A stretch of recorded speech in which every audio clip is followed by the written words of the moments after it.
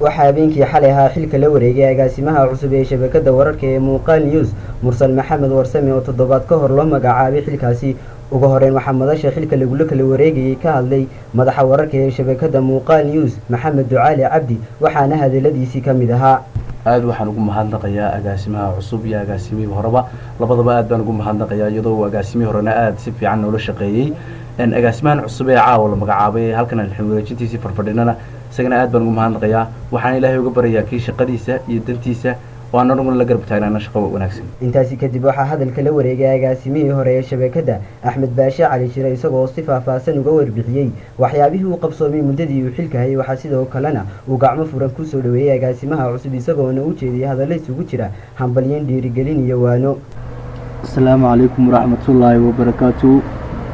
ugu horeyn ilaahay baan mahad celinayaa, mar labaadna waan mahad celinayaa shaqaalaha iyo guddoomiyaha iyo dhammaan asxaabtii kale aanu muddada halka ka soo wada shaqaynaynay. waan ku faraxsanahay in muuqaal news ay maanta heerka ay soo gaadho. in yar haddaan dib ugu noqdo aasaaskii shabakada muuqaal news,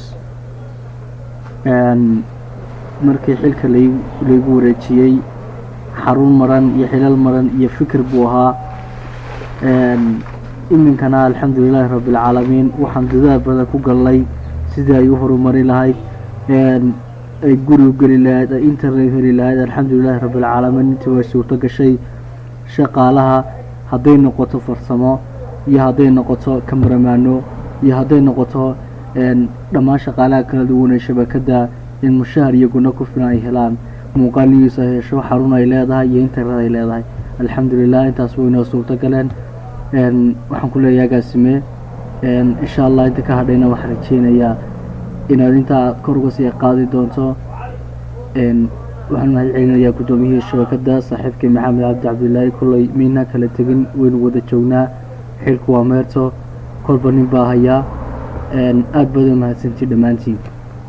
intaasi kadib waxaa hadalka la wareegay agaasimaha cusub mursal maxamed warsame, isagoo si kaliya laaba u sagootiyay agaasimihii hore ee shabakada, islamarkaana ballan qaaday inuu si adag uga soo bixi doono xilkaasi loo igmaday. waxaa sidoo kale madasha aan ka maqnayn dhammaan shaqaalaha iyo waaxaha kala duwan ee shabakada, hadday noqoto waaxda farsamada, barnaamijyada iyo wararka, iyagoo si kaliya laaba u soo dhaweeyey agaasimaha cusub una hambaliyey xilkaasi loo igmaday. waxaanay sidoo kale ilaahay uga baryeen inuu ilaahay xilkaasi ku asturo, islamarkaasina uu fudaydiyo. ugu dambeyn waxaa labada mas-uul xilka u kala wareejiyey guddoomiyaha guud ee shabakada maxamed cabdi cabdilaahi andar, isagoo mas-uulka xilka la wareegay u jeediyey hadallo isugu jira kaftan, dardaaran iyo waano, isagoo sidoo kalena sii sagootiyey agaasimihii hore ee shabakada Axmed Baashe Cali Shire, waxaana hadaladiisii ka mid ahaa: runtii caawa farxad weyn bay noo tahay dhammaanba inagoo shaqaale shabakada wararka muuqaal news inagoo isu dhammaystiraan inaynu halkan xilalka ugu kala wareejino labadan mas-uul. anigu mid baan odhanayaa agaasimahan cusub mursalow dee axmed baashe cali shire howl adag ayuu qabtay, marka adigana waxaa lagaa doonaya hawshaa uu qabtay inaad sar uga sii qaato oo aad dadaalkii uu waday halkiisa ka sii qaato.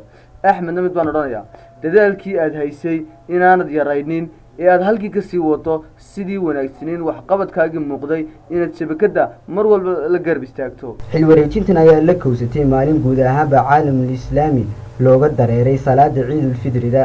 liibaan cismaan cali, muuqaal TV, magaalada Hargeysa.